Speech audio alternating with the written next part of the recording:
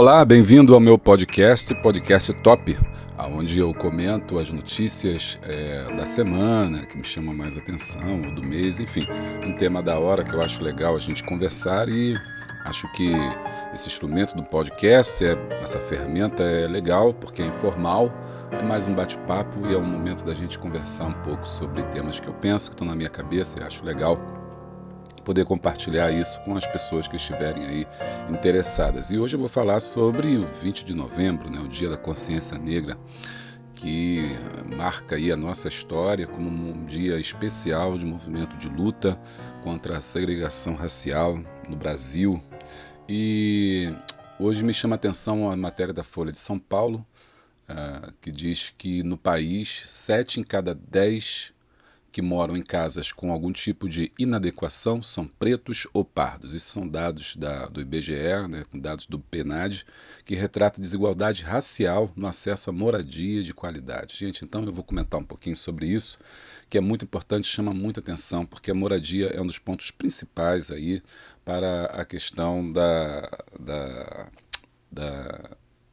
sociabilidade, né, e também do nosso acesso ao direito à moradia, que é fundamental, né, nessa questão da cidadania. E essa é a nossa luta, é a luta pela busca de direito, acesso à cidadania plena. Então, 7 em cada 10 brasileiros que moram em casas com algum tipo de inadequação são pretos ou pardos, aponta o levantamento, né, do IBGE. A pesquisa usa os dados do PNAD. Para quem não sabe, PNAD é a Pesquisa Nacional por Amostra de Domicílios. Em 2019 reuniu números da realidade que já é bem conhecida, né? Todo mundo que conhece um pouco das periferias sabe disso, mas sempre é bom esses dados para a gente poder refletir e pensar, né? Que não é apenas o que nós observamos, mas existem dados concretos sobre isso. No Brasil, 45,2 milhões de pessoas, ou seja, 21,6% da população total, residiam em 2019 em 14,2 milhões de domicílios com algum tipo de inadequação. Destes, 31,3 milhões eram de cor preta ou parda, ou seja, 69,2% da população mora nesse tipo de inadequação. E o que ela chama, né, de inadequação? O que a repórter Aline Mazo chama sobre inadequação? É a ausência de banheiro exclusivo ou a existência de paredes externas com materiais não duráveis e o adensamento excessivo de moradores, ou seja, mais de 3 moradores para cada dormitório. Isso aí é inadequado, então você não ter banheiro exclusivo para aquela residência, para aquela família, quando ela tem que compartilhar com outras famílias o seu banheiro, ou quando ela não tem parede, uma parede mesmo, né, de alvenaria, ou tem mais de uma família dentro de um mesmo cômodo. Isso é uma moradia inadequada. E o grande problema disso, por que as pessoas moram assim? É por conta justamente do aluguel, né, que compromete 30% da renda familiar. E depois também o problema da ausência do documento de imóvel. O problema nosso, racial, é que embora pretos e pardos sejam 56,2% da população, em 4 das 5 inadequações de domicílios analisadas pelo PNAD, a proporção de ocorrência nessa população foi mais que o dobro da verificada entre os brancos. A comparação entre brancos e negros é importante para você verificar quem mora onde, né?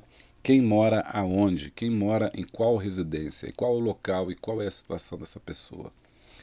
Bom, então esse é um dado importante para a gente pensar sobre isso. Essa ausência de banheiro também é um problema que atinge sobretudo a região norte, pelo menos 11% dessas pessoas que moram lá, e apenas 0,2% do sul e sudeste em 2019. O ônus excessivo com aluguel, ou seja, aluguéis muito caros, alcançou o maior índice de registro na região sudeste, cerca de 5,9%, e o menor da região norte, foi na região norte, né, com 2,8% do país. Então, essa distribuição de renda absurdamente desigual solapa, né, da população preta e parda a possibilidade de morar em locais melhores, de maneira que eles ficam adensados, né, em casas sem banheiro, com água intermitente ou sem condições sanitárias, sem esgoto, sem saneamento. Também isso é uma morada inadequada, uma casa inadequada para a residência humana. E isso é histórico. Nós sabemos que desde que da abolição, que nós temos esse problema das favelas no Brasil, e essas favelas é o crescimento desorganizado de moradias irregulares, inadequadas, em situações precárias, em lugares que não deveriam ser habitados, né? Ou deveriam ser habitados de forma correta.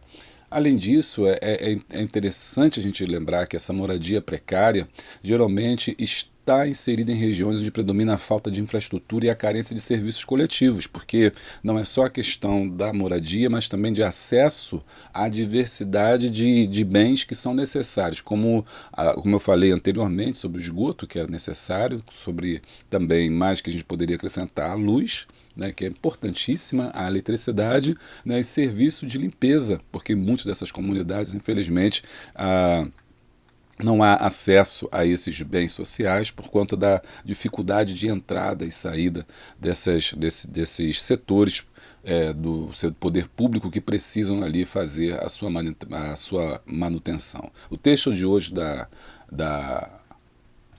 deixa eu ver aqui rapidinho, da Aline Mazo é importante porque vem aí de encontro ao que a gente tem dito sobre esse problema da moradia no Brasil, que é um problema que vem aí se arrastando há anos e que nós precisamos pensar com bastante carinho. O maior problema também que eu vejo, não está no texto, mas aí fazendo uma reflexão sobre isso, é a questão da pandemia, né? Porque a pandemia vem justamente abalar aí essas nossas antigas convicções de que as pessoas que estão morando em favelas também têm o mesmo bem ou o mesmo acesso a essas condições sociais. A pandemia mostrou a dificuldade que essas famílias têm que moram em habitações inadequadas de manterem distanciamento social, de manterem, no caso, a questão da higiene por conta da falta de água, de manterem ali, caso lugares arejados, estarem ali de acordo com o que preconiza a saúde. Então, essas pessoas moram nessa situação, que, como nós vimos aqui, são em sua maioria pretos e pardos, não porque eles querem, porque eles desejam, mas porque eles são obrigados a morarem ali, dado em vista as condições econômicas do nosso grupo social, da nossa etnia, dos pretos. Então, hoje é um dia para a gente pensar sobre isso, para a gente refletir sobre a importância dessa luta por igualdade, por justiça, por respeito, por dignidade, por moradia, e que eu e você somos pessoas que temos que pensar sobre isso e analisar isso, sobretudo quando é necessário, a partir do nosso voto, alterar a nossa realidade. E não só o voto, mas através de ações cotidianas que busquem mostrar o problema do nosso país, né? Mostrar a situação do negro no Brasil e lutar por melhores condições de vida. Ao mesmo tempo, quero deixar aí o meu apreço a todos da etnia negra, todos nós negros, que nesse dia é um dia de nossa consciência negra, de termos orgulho, valorizarmos a nossa etnia, sim, contra todo preconceito e discriminação racial, e lutarmos para que no futuro tenhamos todos moradias dignas e adequadas.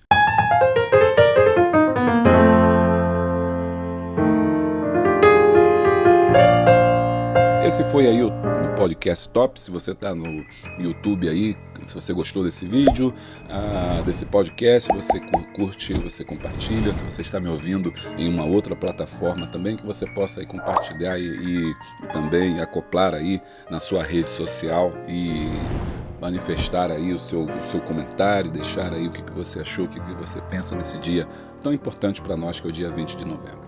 Beleza? Fui aí, até a próxima. Eu sou Júlio César e esse foi o podcast Top.